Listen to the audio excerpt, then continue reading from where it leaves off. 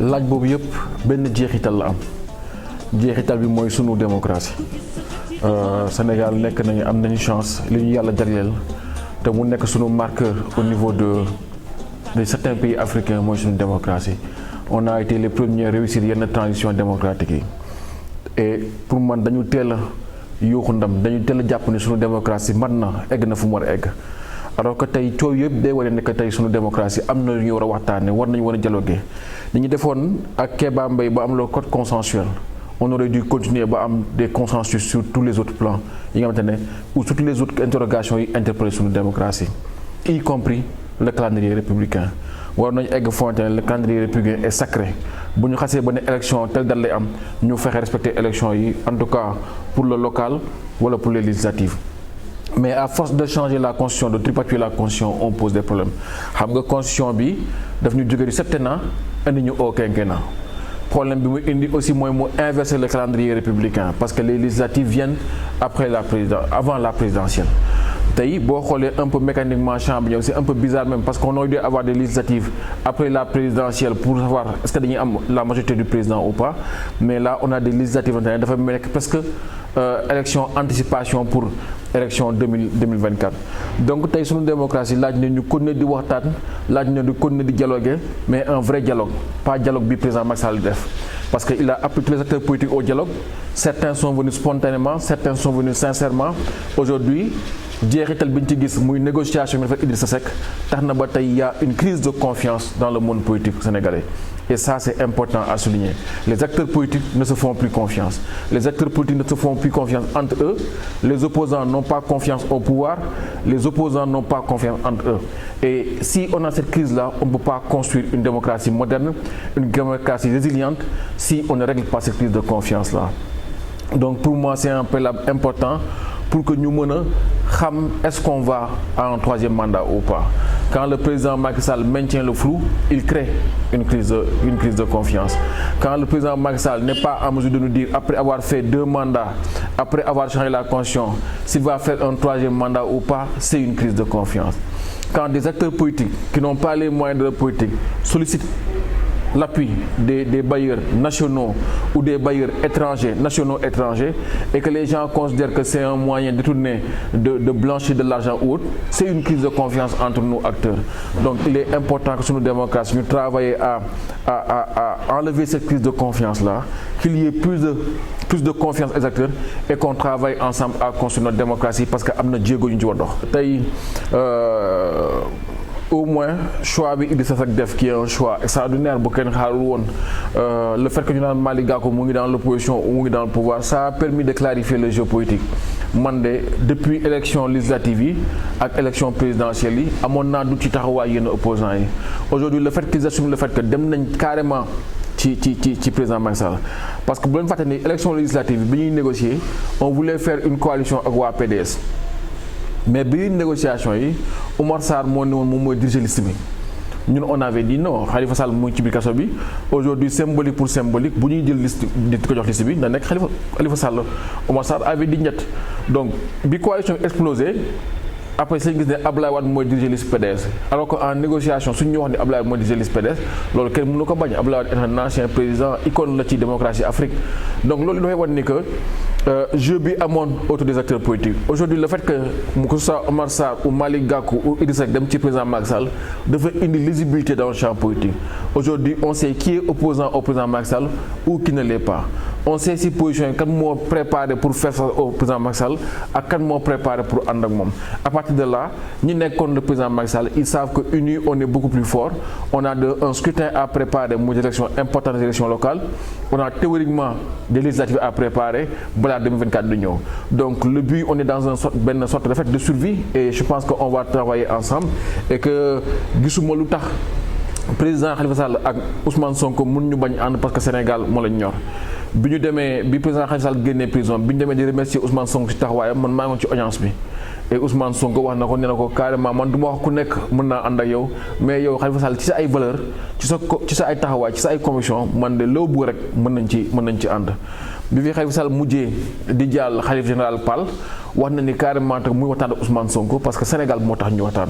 Et je pense que c'est deux générations, deux profils politiques, deux cadres politiques qui ont un cheminement différent et je pense que ñooñu bu ñu àndee mën na indi lu bees suñu démocratie.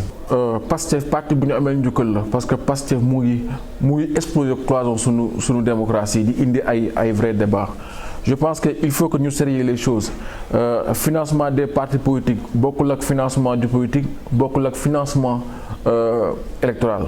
Tay bo démé dëkk bu mel États-Unis, c'est le financement de la campagne qui est régulé parce que ñooñu seen campagne c'est des milliards de dollars qui sont en jeu. Donc économie le bon tane, ils font en sorte que ñu injecté ko ci dëkk bi. France mëno tok campagne te déggoo problématique de financement politique.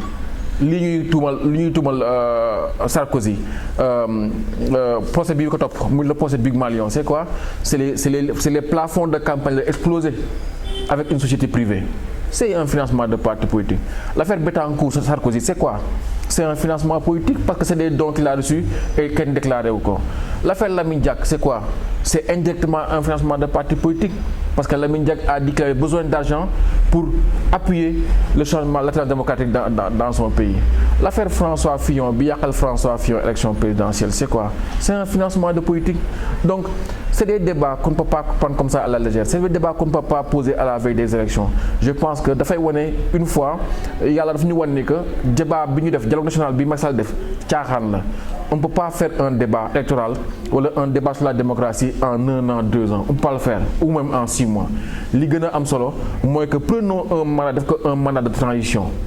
Si on a 5 ans, 6 ans, on prend toutes les grandes problématiques pour débattre ici. Et à partir de là, on peut en discuter. Aujourd'hui, au-delà de ce questionnement sur la question des financements des partis politiques, les gens posent le débat du fait du cumul entre la fonction de président et le statut de chef de parti. C'est des débats qui se posent dans la démocratie. En tout cas, sur une démocratie, là, il y a un débat, là, il y a un dialogue sur la question du financement, sur la question du cumul des postes. Un débat inclusif, un débat pour des consensus, pas pour un débat de compromis ou de combine comme Macky Sall def ak Idrissa Seck. Moi, j'ai vécu plusieurs expériences. J'ai en 2009 bi ñuy gagné élection locale yi fi ma fekk. J'ai été candidat moi-même en 2014. Def na élection législative ak opposition bi. Xam na lan moy problème opposition à Saint-Louis. Aujourd'hui, bu ñu amee une coalition au niveau national daf ñuy faciliter lu bari parce que les gens doivent comprendre que plus nous avançons, les gens sont moins enclins à suivre les partis politiques. On a une démocratie qui change, on a une opinion qui évolue, on a maintenant les activistes, on a les réseaux sociaux et c'est des éléments qui font qu'aujourd'hui l'électorat soxlawul muy ñëw ci activité politique pour avoir opinion. L'électorat bi day tok kërëm di suivre réseaux sociaux yi, di suivre radio yi, di forger opinion. Donc aujourd'hui tay l'électorat mu seen biir kër et ils ont leur opinion. Aujourd'hui le fait de se mettre en coalition facilite le travail politique qu'on a à faire. Donc il est dans mon intérêt comme celui du PASTEF ou de tous les autres acteurs politiques qu'on ait une très bonne coalition pour faire face à la coalition présidentielle. Parce que vous savez que si la paix, on n'en parle même plus. On parle de Benno Bokk Yaakaar parce que c'est des gens qui savent que individuellement ils sont pas forts, ils se sont mis ensemble. Bu fekkee ñoom ñu nekk nguur ñu war ànd xalaatuma ñun opposition li ñu war mooy faire une très bonne coalition et la question n'est pas qui va la diriger ou pas. La question c'est de faire une bonne équipe et être prêt à gagner les élections. Débat bi ñu am ci avenue bi prolongement gestion locale bi la amul problème de gestion locale parce que gestion locale la wonte ne amul cohérence. C'est-à-dire tu n'arrives pas à avoir une lisibilité sur la stratégie que cette équipe-là est en train de développer. Parce que amuñu perspective. Dëkk boo ko yoree da ngay xam fan nga koy jëmee. C'est-à-dire aujourd'hui tu vas avoir un projet urbain. Tu dis man am naa vision bi sur Saint-Louis. Je vais régler tel problème urbain pour pouvoir arriver à ce résultat. Une fois que j'arrive à ce résultat-là, je mets Saint-Louis sur une rampe de lancement pour que Saint-Louis dans 10 ans, dans 15 ans, dans 20 ans, en fonction de l'évolution démographique, Saint-Louis, en fonction de la réalité socio-économique de l'Union Saint-Louis, que Saint-Louis peut changer par rapport à ça. Et aujourd'hui, c'est cette perspective-là qu'on ne sait pas. Ce qui est une action spontanée de faire du polémique. Vous faites qu'on était dans une stratégie beaucoup plus large, les gens auraient compris. Mais là, ben genre illumination le maire bi am ñoo proposé ko et les gens ont réagi à hauteur de la compréhension qu'ils en avaient. D'abord sur cet aspect-là, pour moi c'est déjà li ñu wax ndëkk jël mooy li ma doon wax léegi cette nouvelle démocratie d'opinion là. Il faut que ñun politique nous sommes peut-être plus les premiers véhicules indignation population et à partir de là nous acceptons qu'il y ait d'autres acteurs humains et c'est le cas à Saint-Louis avec tous ces jeunes là qui sortent, qui sont des activistes, tous ces jeunes là qui peuvent te dire que je suis contre la statue fédérale, mais je suis contre le fait que le boulevard général de Gaulle s'appelle Macky Sall. Donc cette nouvelle démocratie là, il faut l'accepter, il faut la capter et construire l'avenir de Saint-Louis avec toutes ces opinions là, avec toutes ces pensées là, avec toute cette volonté, ce sentiment d'appartenance à la ville là. Et moi, c'est un programme en 2009, j'ai proposé au maire, à côté du conseil municipal, qui est une institution totalement politique, où les gens peuvent venir au conseil municipal pour 5 000 francs alors qu'ils ne connaissent rien de ce qui se passe, avoir un conseil consultatif pour maintenir, avec personnalité de Saint-Louis, que ce soit dans le monde du transport, le monde de l'économie, le monde de la culture, le monde du tourisme, le monde de l'artisanat, peuvent discuter de Saint-Louis, peuvent ensemble arbitrer et arriver à un résultat comme le contenu local dont on parle par rapport aux hydrocarbures. Donc je pense que l'évolution humaine, Saint-Louis, parce qu'il faut qu'on parle de l'économie, il faut qu'on parle de positionnement économique, il faut qu'on parle d'emploi des jeunes, il faut qu'on parle perspective, il faut qu'on parle avenir et il faut qu'on fasse. Par rapport à la gestion municipale, moi je ne vais pas faire le bilan. Je me dis qu'on va arriver à des élections et les populations n'ont pas en perception. Parce que le bilan, tu as beau le critiquer, ça dépasse les gens. Ils peuvent avoir le sentiment que qui ligue ou pas. Perception mais moi je laisse largement sur ma fin parce qu'on nous avait promis un programme spécial. Aujourd'hui, il y a pas mal de chantiers qui sont à Saint-Louis mais qui ne sont pas le fait de l'institution municipale. Donc il est important pour moi qu'une fois que les Saint-Louisiens auront fait leur bilan, que quelqu'un connecte si tu arrives à être candidat à fournir un bon projet. Puisque il y aura un changement majeur, on va élire le maire au suffrage universel direct.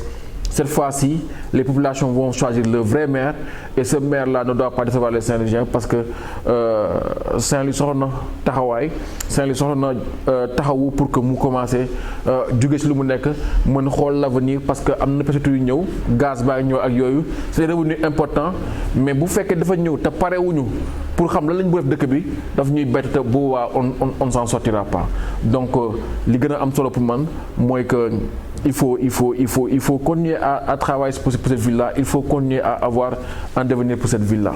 Moi, dès que j'ai initiative bi jàppale ndaw ñi maa ngi lay wax léegi il nous faut faire preuve d'imagination.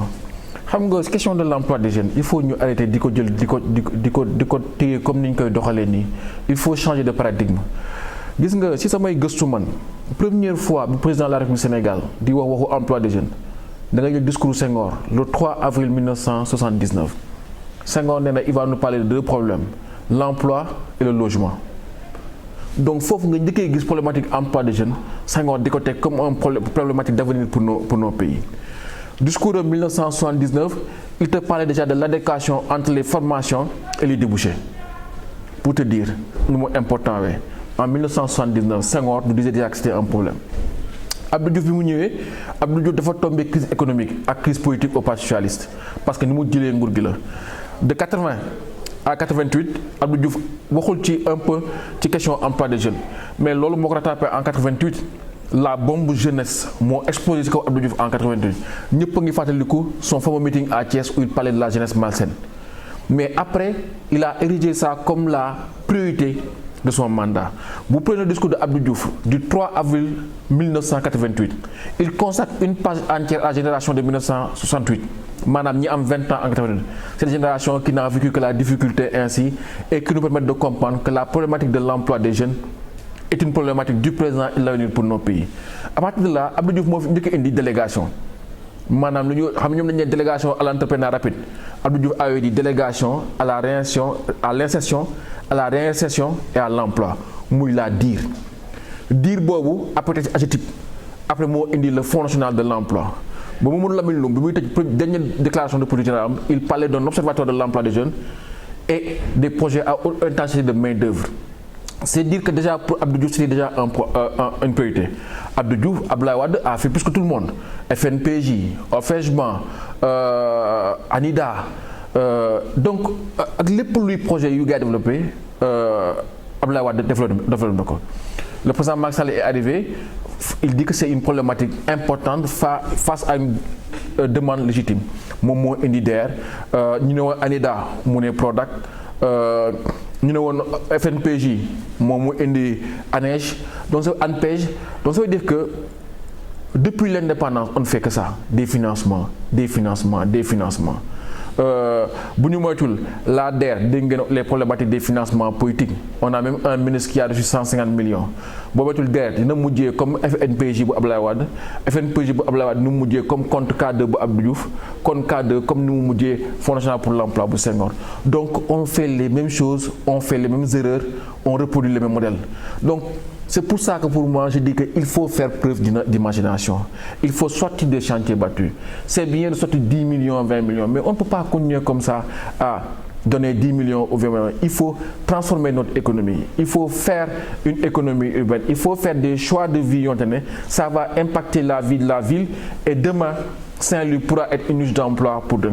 Aujourd'hui, si on aurait pris 100 millions, 200 millions, 300 millions pour faire les premiers clusters d'aquaculture, filles, à Saint-Louis, dans le Gandon, je pense qu'à moyen et long terme, en disant que Saint-Louis sera la première ville pour produire suffisamment de poissons pour la région, ou voire même pour Dakar, je pense que c'est vers ce type de réflexion qu'on doit avoir. Pas de refaire les mêmes choses, les mêmes erreurs. Et je pense que c'est très très important. Je vais encourager l'équipe Bobo, mais je demande de faire plus d'innovation parce que ça, c'est du déjà vu.